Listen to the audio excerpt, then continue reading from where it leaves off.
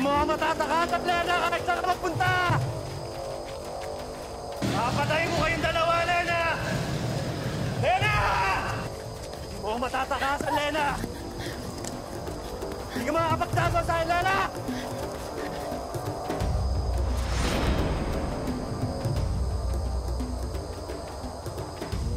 Lena!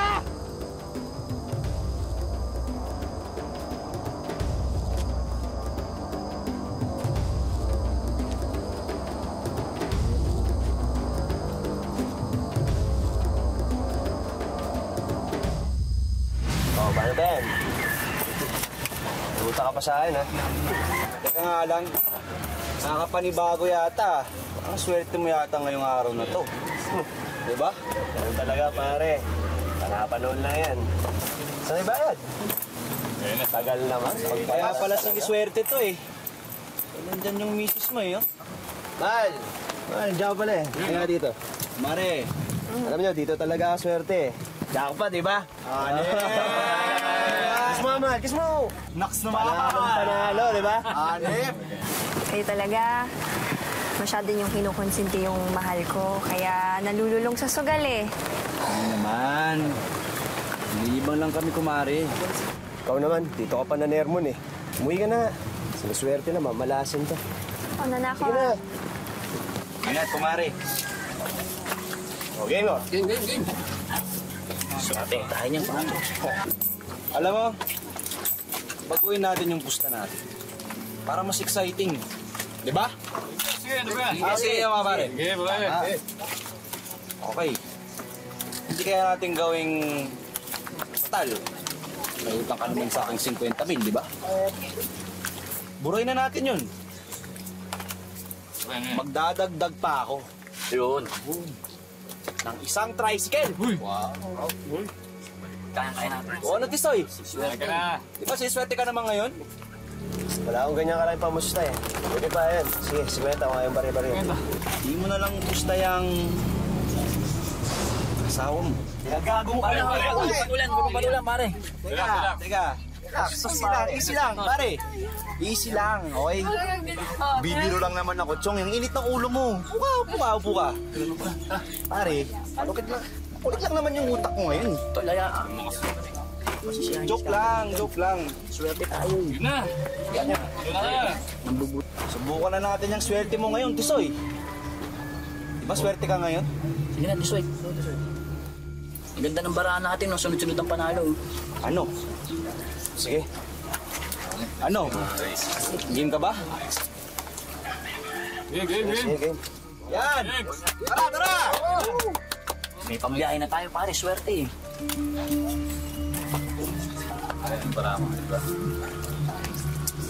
Nak ng teting naman, oh. Oh.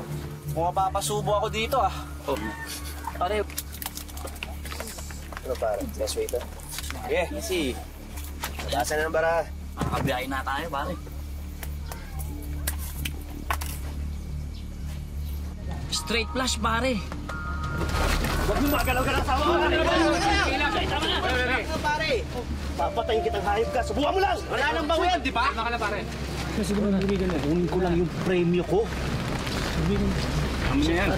Tama na! Ay, ka! Tama na! Ingat, tol! Okay, pare, wag na. Tama na. Tagataguyod at tagapagtanggol ang madalas nakaakibat ng isang ama ng tahanan. Ngunit paano kung siya mismo ang nagdudulot ng hirap at pighati sa kanyang mag-iina? Ito ang pagsubok na haharapin ng isang ina na tila hindi makatakas sa pagsasamang puno ng galit at karahasan. Magandang hapon po mga kapuso, ito po ang Wish Ko Lang.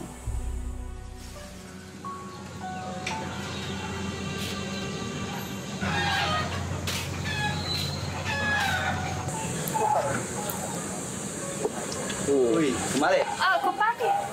Ikaw pala yan. Alam mo naman kung sino. Ay, wala pa si Tisoy. Nasa sugalan pa eh. Hindi mo ba alam?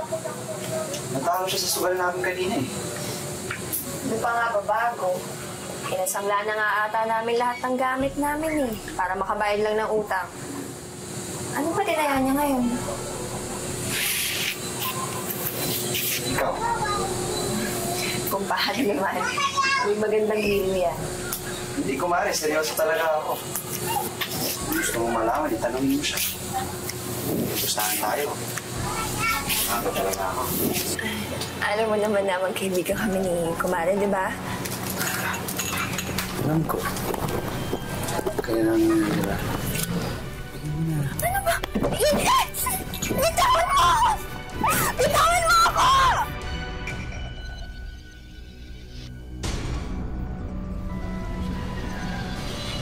Hoy, saan punta dito, Roy? Soy! Soy! Bitawan mo ako!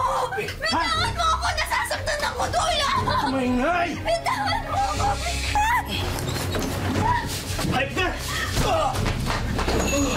Hayop ka! Pala mo maiisan mo, mali ka ng binangga. Huwag kang umarte dyan. Kung ano may gamit natin, alis na tayo. Bilisan mo! Halika na! Bilisan mo! Halika na! Nang dahil sa krimen, napilitan sina Tisoy at Lena na magtago sa ibang lugar. Ano bang pumasok sa kokote mo, ha? At pati ako, tinaya mo. Gamit ba ako na pwede mo lang isangla pag wala kang pera? Hoy, pasalamat kasi sinagip kita sa gagong yun. Dahil kung hindi, hayaan na lang kita marip ng hayop na yun. Ah, ganon. Kasalanan ko pa. Kasalanan ko pa ngayon.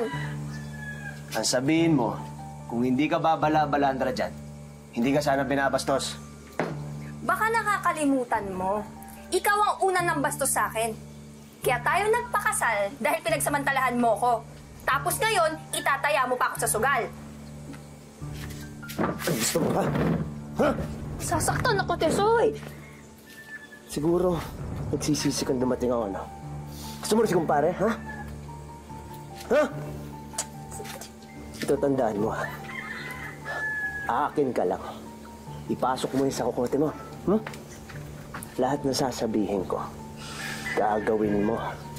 Dahil kung hindi, papatayin din kita. Naintindihan mo? Ha?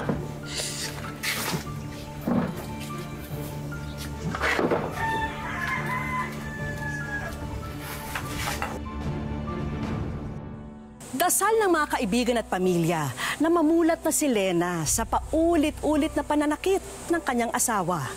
Ngunit ang laging sumasagi sa kanyang isipan, wala siyang ibang mapupuntahan.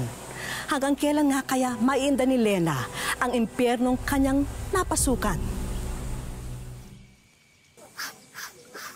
Lena, rinig namin kayo kagabi, ha? Ano na yung asawa mo? Di na natigil ang pananakit sa'yo. Iwan mo na kaya yan? Nandyan na eh. Asawa ko na. Di naman pwede basta-basta iwan na lang. Tsaka Kay laki mo rin tangano. Hay, pag-ibig nga naman. Pag-ibig nga ba yan? Lena! Sige ha, mauna na kami. Mauna na kami. bakit may dugo yung damit mo? Nakapatay ako. Ano? Huwag ka na magtanong. Halika na! Bilisan mo! Ate ko! Ilang taong ding nagpalipat-lipat ng tahanan sina Lena dahil sa mga krimen na nagagawa ng asawa. Pare, hawa ka naman sa asawa mo. Ito tayo lang dito, Hindi mo ko kilala. Pisoy, tama na. Tama na. Alika na. Alika Ba't pinagtatanggol yun, ha? Kilala mo yan, ha? Karelisin mo yan? Hindi mo kilala. Sino yan, ha? Karelisin mo yan, ha? Gusto ko kilala. Hindi. Gusto mo na ako iwan? Gusto mo pagpalit, ha? Hindi. Hindi mo akong iwan. Hindi. Wala ka pala, Tapang-tapang mo. Ayun, gusto mo? Hindi humupa ang pananakit ni Tisoy sa kanyang misis. Kahit pa nagdadalang tao noon si Lena sa kanilang panganay na anak. Saka galing, ha? Di ba sabi ko sa'yo, huwag kang magtatagal? Naghanap lang ako na mabibilhan. Ipagkita ka na naman sa lalaki mo, ano? Ha? Ipaglandian ka, ano? Sinasabi ko sa'yo, pag nahuli ko kayo, papatayin ko kayong dalawa! Tanda mo yan! Nasaktan ako. Ha? Masasaktan ka talaga, ha? Tisoy, tama na yun. Ano? Yung bata, Tisoy. Huwag mo akong artehan, ha? Tisoy, Huwag mo kayo narte. tama na yung anak Ha? natin. Tama na. Anak natin, hindi nga ako sigurado kung sa akin yan, ha? Siguro sa lalaki mo yan, ano? Ha? Ano?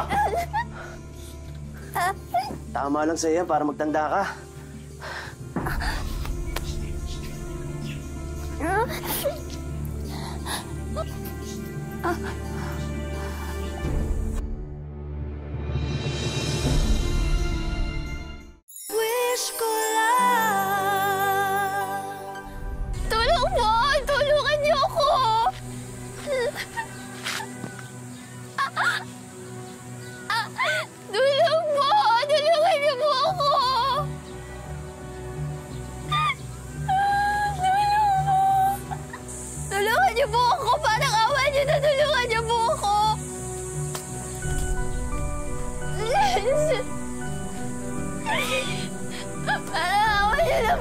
Tulungan niyo po ako! Matawin niyo na po!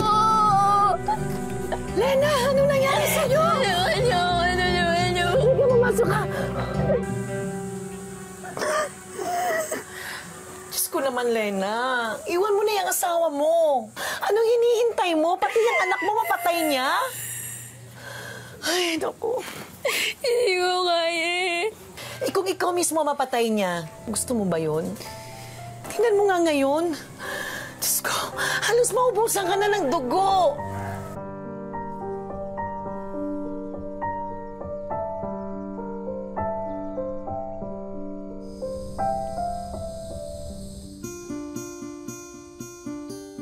Ilang taon ang lumipas bago nakapagpasya si Lena na dapat na niyang iwanan ang asawa. Gusto na niyang makaiwas sa magulong buhay, lalo na't lumalaki na ang kanyang panganay at ipinagbubuntis pa niya ang bunsong anak nila.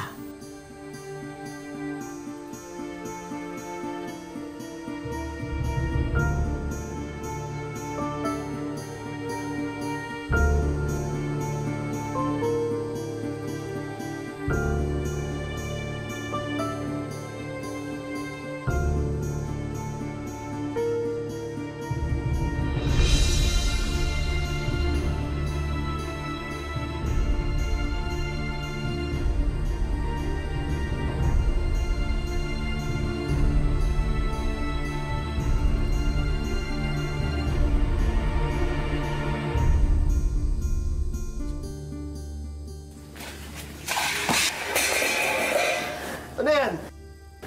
Ay, tatakas kayo? Ha? Saan mo punta? Ha? Hindi kayo makaalis! Bitawan mo yung anak ko! Hindi! Bitawan mo! Hindi kayo maalis! Hindi kayo makakataas! Papatayin kita, Lena! Lena! Hindi mo ako matatakatat, Lena, kahit saan ka magpunta! Papatayin ko kayong dalawa, Lena! Lena! Huwag ka na tumakas, Lena! Lena! Hindi mo ako matatakasan, Lena! Hindi ka makakapagtago sa akin, Lena! Alam ko di mo ako kayang iwan!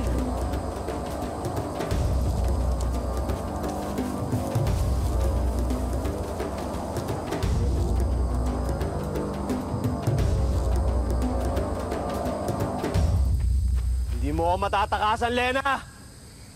Papatayin kita!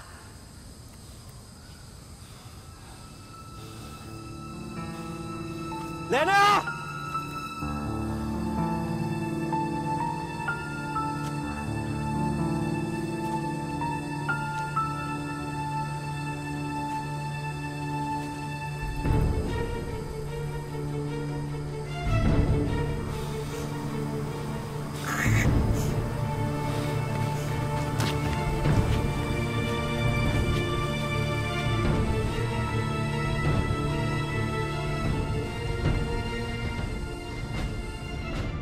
Nakatakas man si Lena sa karahasan ng kanyang asawa, dala-dala pa rin niya ang takot na baka muli silang matagpuan. Ilang taon ding nagpalipat-lipat ng tahanan ang mag-iina upang hindi sila matuntun ng maras niyang asawa. Muling nagsimula ng panibagong buhay sina Lena at nagsumikap para sa kanyang mga anak. Pero hindi nawala ang takot na baka matuntun sila ng kanyang mister.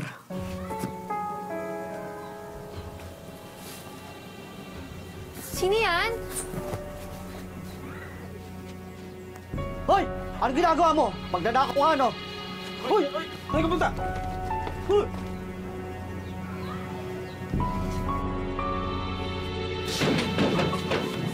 Sino yan?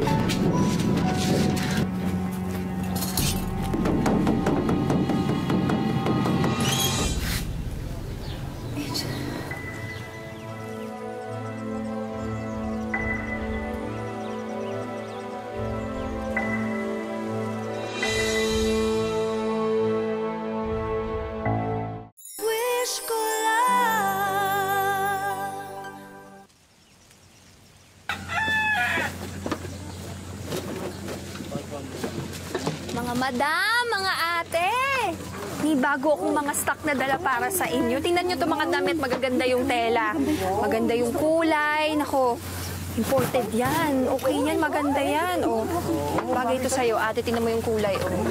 Nakakaputi yan, ate. Bagay sa'yo. Isang lalaking alias Tisoy ang nahuli ng mga otoridad kagabi. Huling-huli ang lalaking nagnanakaw sa Barrio Concepcion. Matagal na raw minamanmanan ang lalaking ito na pinag-iinalaan din gumagamit ng pinagbabawal na gamot.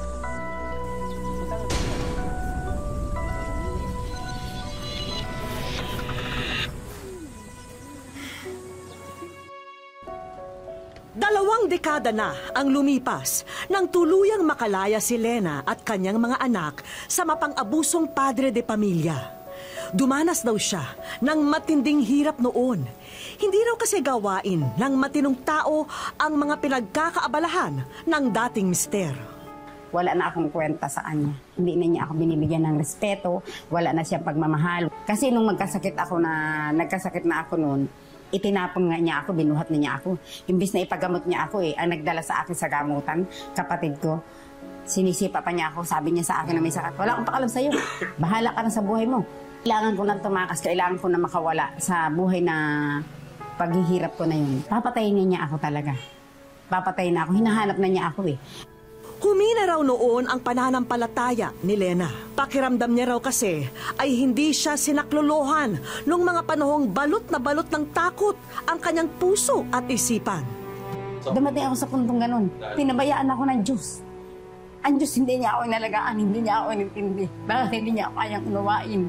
Bakit nangyayari sa buhay ko ito? Anong kasalanan ko? Anong nagawa ko? Bakit ganito mabuti naman akong tao? Hirap na hirap may pinilit niyang bumangon sa pagkakadapa. Mabuti na lamang at isa si Lena sa mga nakatanggap ng pabahay na proyekto ng gobyerno sa Laguna. Kaya naman ang pobreng ina nagkaroon ng lakas ng loob na tahakin ang buhay at responsibilidad ng magulang kahit na nag-iisa. Nagsikap ako sa sarili kong bumangon. Ngayon sabi ko, kailangan kong maghanap buhay para kumain. Nagtiis ako maghilot-hilot, nagtiis ako magriripak ng sabon. Ang tinda ko mga pampaganda, mga make-up, polvo, pabango, lipstick, at lahat ng mga beauty product. Kapansin-pansin din ang mga bukol sa katawan ni Lena. Isa itong genetic disorder na kung tawagin ng mga espesyalista ay neurofibromatosis. Ang mga bukol ay dulot ng tumor sa nerve tissue sa kanyang katawan. Wala naman daw itong komplikasyon, kaya nakakapamuhay ng normal si Lena. Gayunpaman, parami paraw ito ng parami, kaya madalas siyang hamakin sa lansangan. Nakakarinig ako ng pangit. Ang pangit-pangit ng babae niya, ang pangit-pangit, ang mukhang aswang, mukhang mangkukulam. Nilalapitan ko yun. Kung nararamdaman mo, ang nararamdaman ko siguro, hindi mo masasabi sa akin yan kung sa iyo kumapit ang sakit na ito. Kasi hindi ko naman ginusto maging ganito ako Pero gusto ko ring mabuhay para sa mga anak ko. Binigay na siguro ng Diyos ito kasi may mga plano nga ang Diyos sa akin. Sa ngayon, animo'y sasabog na raw ang isipan ni Lena sa tuwing bumubulaga ang problema sa kanyang pamilya. Namana kasi ng kanyang bunsong anak ang kanyang karamdaman.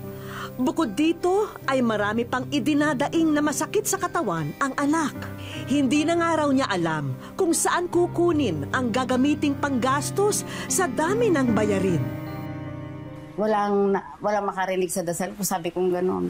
Pero kung ipagkakaloob mo, Panginoon, itong ano ko, sana, ay biglang nagpasok ko sa isip ko, yung wish ko lang. Sabi ko, ito na siguro, magwi-wish kaya ako, baka dito sa wish ko lang ako masagot ang kahilingan ko sa aking anak na lagi na lang umiiyak sa akin, araw-gabi. Doon na lamang napagtanto ni Lena na ang itinuturing niyang bangungot sa buhay ay ang bagay na mahuhugutan niya ng lakas ng loob para manatiling positibo sa mga pagsubok. Kung kinaya ng araw niya ang buhay sa piling ng abusadong asawa, ngayon pa ba raw siya susuko?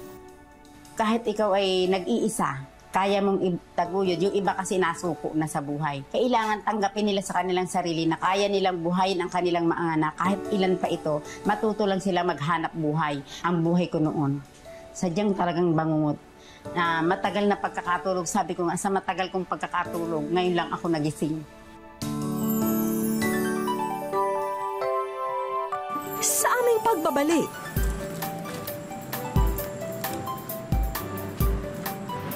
Si Vicky Morales. At anong show ni Vic? Wish ko lang. kinabukasan, inibitahan namin si Lena sa launching ng isang beauty product. At dahil sa pagbebenta naman ng mga ito siya nalilinya, hindi na niya pinalampas ang pagkakataon. Pero laking gulat ni Lena na sila lamang ang mga tao sa venue. Pero tuloy pa rin ang chika ng ating kakonsyaba na taga-demo ng mga beauty product. Hayaan po natin ihain ko po sa inyo ang bagong product po namin pang cosmetic. This is our eyeshadow po. Then yung pong lips po natin para sa labi nyong mapula-pula. Then yung hairspray po natin. Then yung blush on po natin para pampabuhay ng inyong mukha. Nanay Lena, sa araw na ito, ang buhay niyong mag-iina, ang pakay naming pagandahin. Si Vicky Morales. At anong show ni Vic sa amin yun? Naalala mo pa ba ang liham na ito na ipinadala mo sa amin nung nakaraang buwan lamang? Saan pa kundi sa Wish Ko Lang. Naman, nagpapasalamat mo kasi bibigyan ng katuparan ng pangarap ko naman ang aking mga anak. Doon na labis na unawaan ni Lena na sadyang espesyal ang araw na ito dahil wishes really do come true. Napakasarap po ng aking pakiramdam na luwag pa ang aking hininga. Halos yung aking hinaing ng buhay na matagal ko nang dinidibdib, nagkaroon ng katuparan. Diretso kami sa isang pagamutan sa Las Piñas para makipagkita sa isang eksperto na titingin sa bunsong anak ni Lena. Ibahagi ang Perpetual Health Medical Center Las Piñas sa katuparan ng inyong wish. Dahil dyan, libre ang pa-check up at ang inyong repair. Doon pa lamang sa balita na yon, ay tila isang tinik na ang nabunot kay Lena. Agad sinuri ni Doc Paulo si Joshua sa kondisyon ng kanyang luslos. Doon na pag-alaman na manageable ang lagay nito at kayang-kayang maitama sa pamamagitan ng operasyon. Nanay Lena, okay naman yung kondisyon ng anak niyo sa ngayon. Madali naman yung operasyon. Kailangan lang ng preparation bago i-undergo na sa operation niya. Kaya naman. Simple lang naman yung procedure. Siguro na may angkop lamang ito para sa ulirang ilaw ng tahanan na paminsan-minsay makapamasya sa mga magagandang lugar tulad nito. Ismail Karawhana.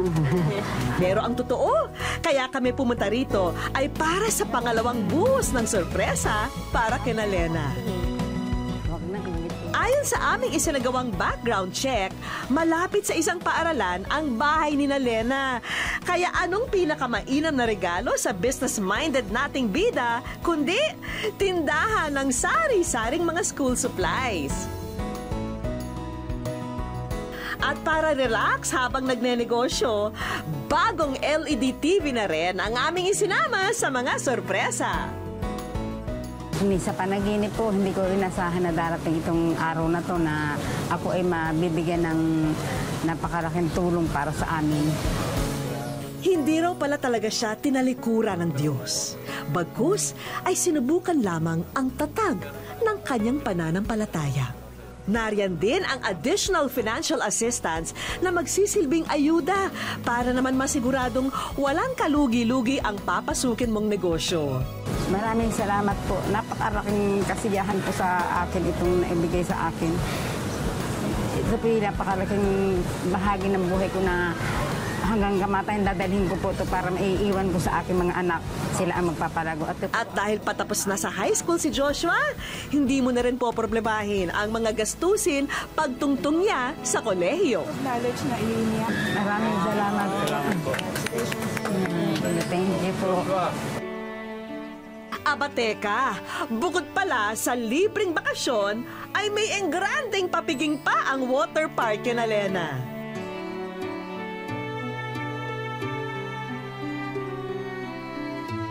Sadyang walang salita ang maaring magtukoy kung gaano kalaki ang puso ng isang ina. At si Lena, ang buhay na patunay na walang pagsubok ang hindi kayang suungin at pagtagumpayan ng isang ilaw ng tahanan.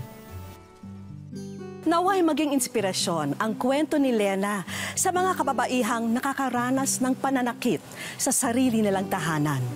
Lagi nilang tandahan na walang puwang ang karahasan sa isang mag-asawang tunay na nagmamahalan. Maraming salamat po sa inyong pagsubaybay mga kapuso. Ako po si Vicky Morales at ito po ang Wish Ko Lang.